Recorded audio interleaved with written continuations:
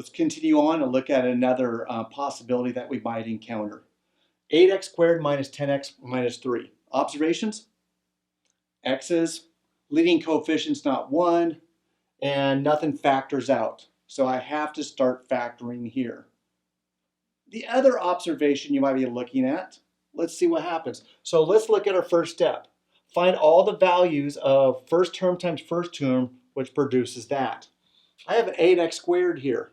So one possibility is 8x, and the other possibility is an x.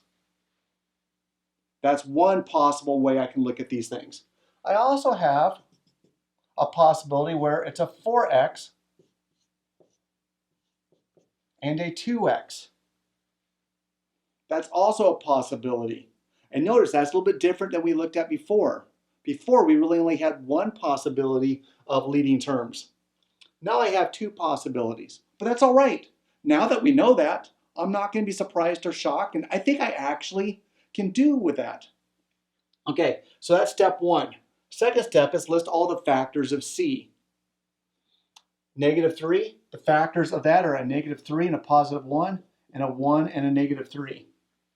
So fortunately, not too many factors, but I have to apply each of these possibilities to both sets to look for all the possible combinations.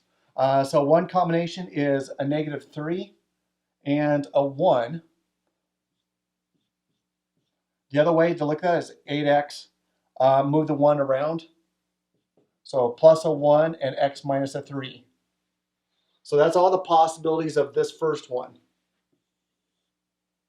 All right, let's look at 8x and an x, but with the second group of factors. Oh, I already did that, sorry. I didn't realize I turned those things around. Check. And then over here, 4x and a 2x. One possibility to look at that is a 4x minus a 3 and a positive 1. And the other one is 4x plus a 1 and a 2x minus a 3.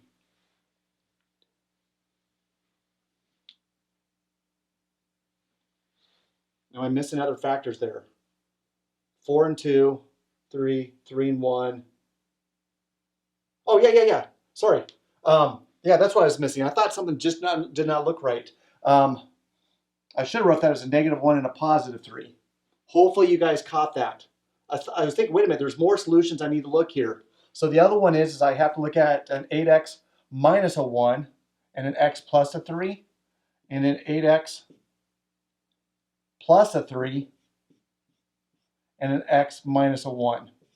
All right, there's all the possibilities of that one. And then likewise, over here as well. So I have 4x minus a 1, 2x plus a 3, and then I have a 4x plus a 3, and a 2x minus a 1. See how easy sometimes these problems you just miss something, not because they're complicated, but because there's a little bit more aspects to the problem. And that's why I'm trying to help encourage you guys to develop a system that when you work on these problems, it's consistent from one to the next. So here's all the possibilities. 1, 2, 3, 4, 5, 6, 7, 8. Those are all the possibilities that can make an 8x squared and a negative 3. Now we have to find the one of those that makes a negative 10x in the middle.